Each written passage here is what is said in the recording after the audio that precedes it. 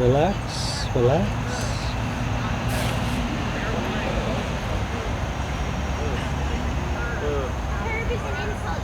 I think that this is pensive, relax.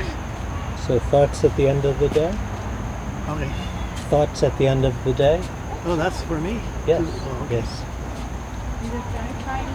Well, I really needed to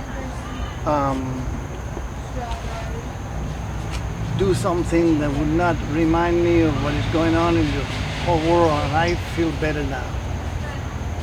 Because what I have been saying for so long, it has come to fruition, you know, like Alaska is burning, the North Pole is melting, the Amazon is burning, you know, it's just one thing after another, and it's all men against nature.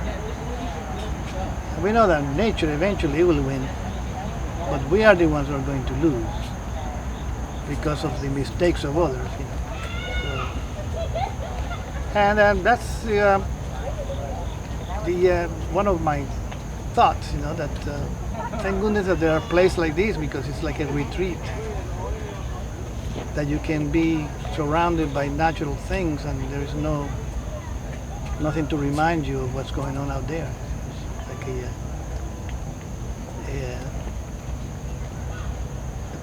an injection of a sedative of sorts,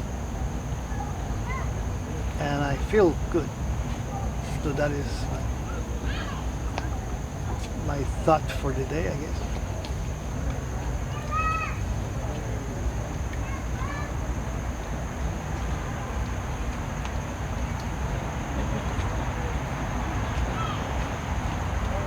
Any regrets About today? at all? At all?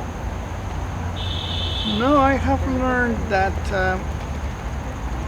somehow in my experience, one thing have happened for a reason, and it had improved my life. That's why I feel that people should know about this, about what I have been doing all this time. Like, I was very, you know, in love with my ex-wife, and then all of a sudden we couldn't get along, and then we separated, and then we were going to get divorced, and you know, I had to go back home and replenish my batteries or something, you know, like just really escape everything.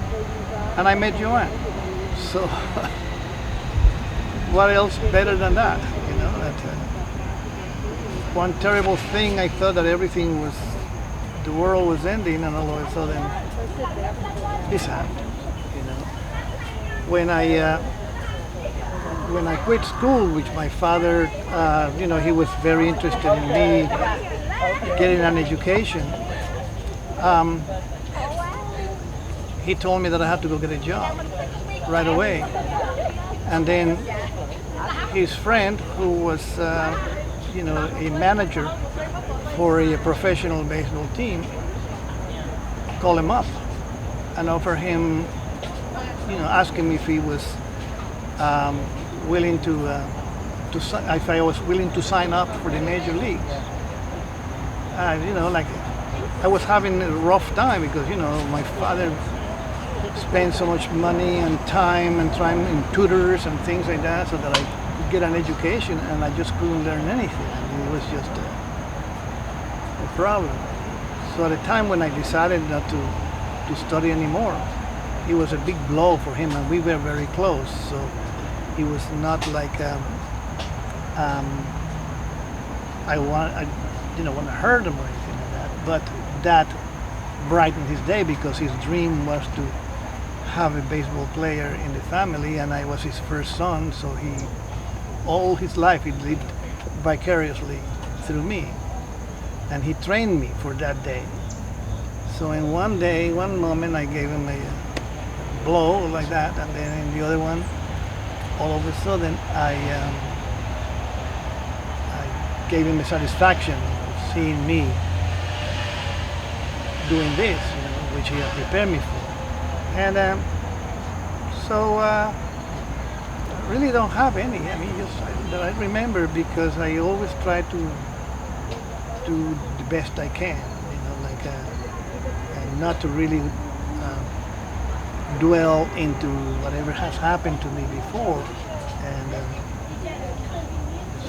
I do worry a lot, which is what Joanne tells me all the time. And it's just that I see the future. I see things coming, because I know that something is happening for a reason.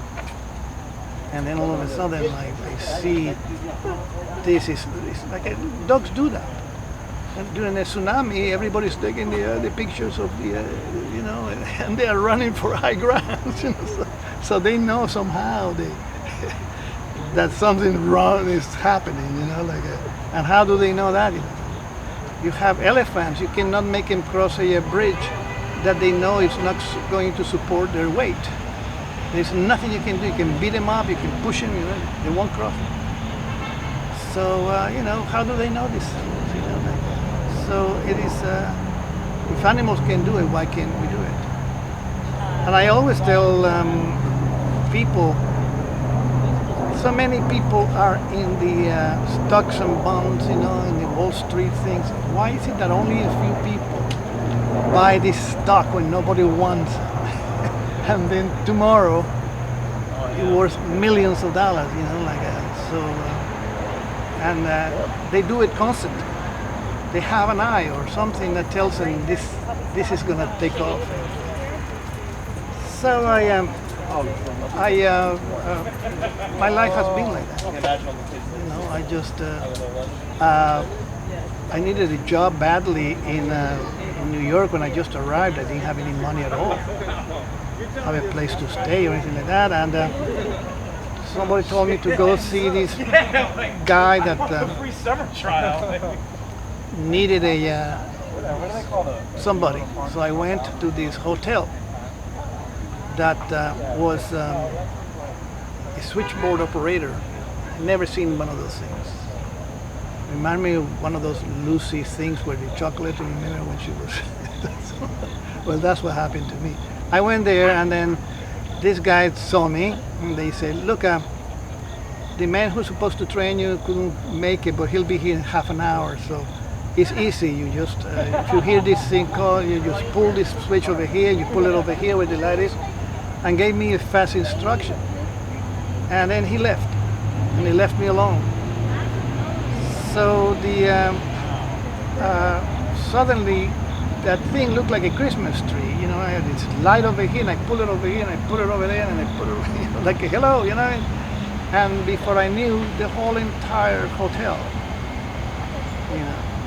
was down in the lobby, screaming at me. I was talking to my agent in California, and now I'm talking to a Japanese laundryman. What the hell is going on? It was really, and I got fired before I got hired. Can you imagine that?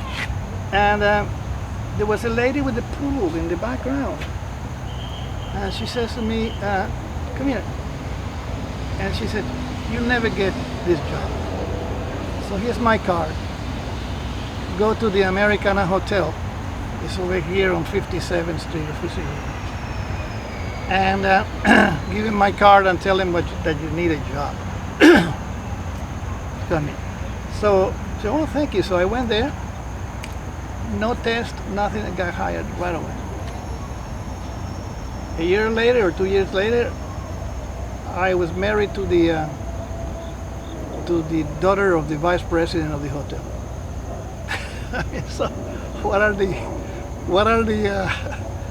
odds that would happen? So, and everything went on like that. Everything has been all along.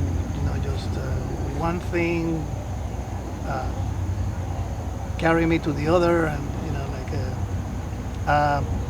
when a friend of mine told me that that he wanted me to be an art director for magazines that I used to do, and I said, nah, I can't do that. And then I said, yeah, that's what you've been doing. What we're doing in my company is we're cutting the middleman. Instead of giving it to your boss, so that the boss give it to you and then you do it for us. We're just gonna have our own office and have an art director in situ, right there. But what they didn't know is that I don't know anything about mathematics and stuff like that because of my being who I am.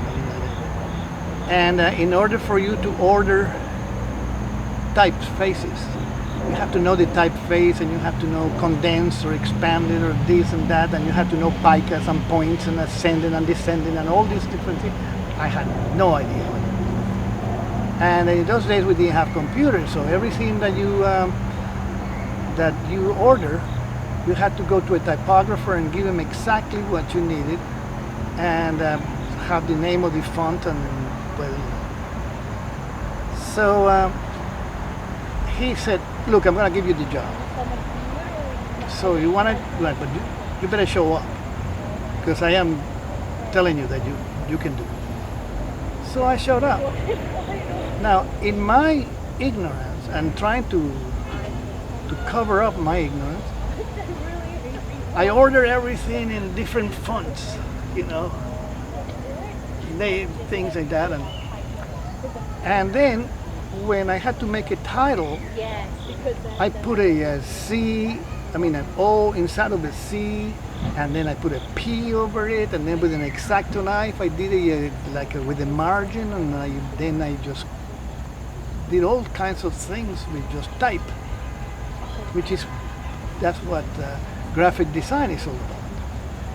And then I would blow up the photograph, and then I would put whatever there was not needed, to convey the message that I would put the title there, and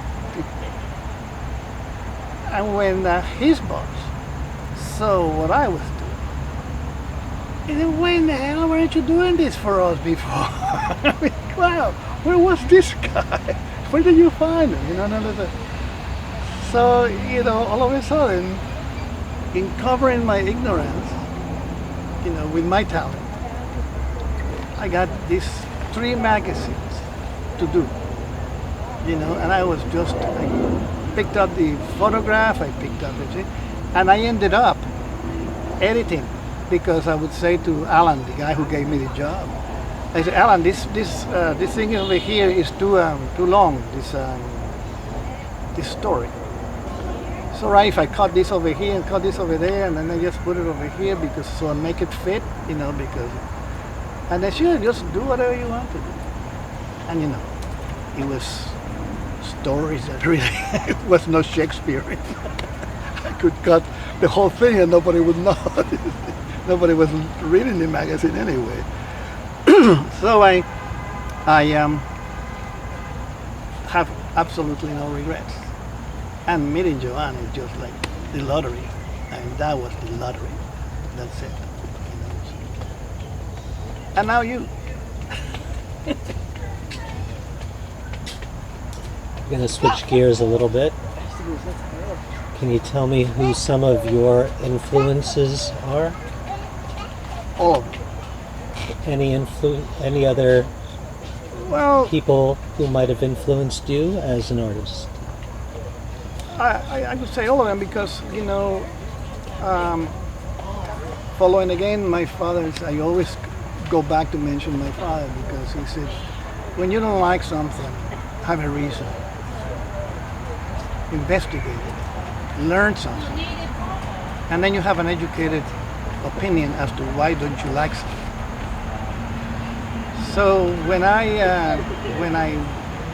didn't like Warhol, let's say, then all of a sudden I read about him, why he did what he did, what he was like, and I ended up thinking that the guy was just how do you call it, a vacuum. I call him a vacuum. When he enters a room, you feel like somebody left. Like that's my description of Warhol. He was really didn't have any ideas of his own, but for the moment, he became the best that the art world could. Guy made $1 billion being nobody. It was just a face. Even his hair was just a mop. He didn't make any attempt at hiding the fact that that was a wig. He didn't cut it, he didn't comb it, he just put that thing on his head and went out there to with it. So there is Rauschenberg, there is now the people that have really are people who are born with the talent that you cannot imitate. They were born with. Like for instance, Basquiat. I met the guy when he was sleeping on the street. He was a drug addict and all of that. Once I kicked it out of my house because he had a boombox, a radio, on his shoulder, and he was out of the stations. It was and all that.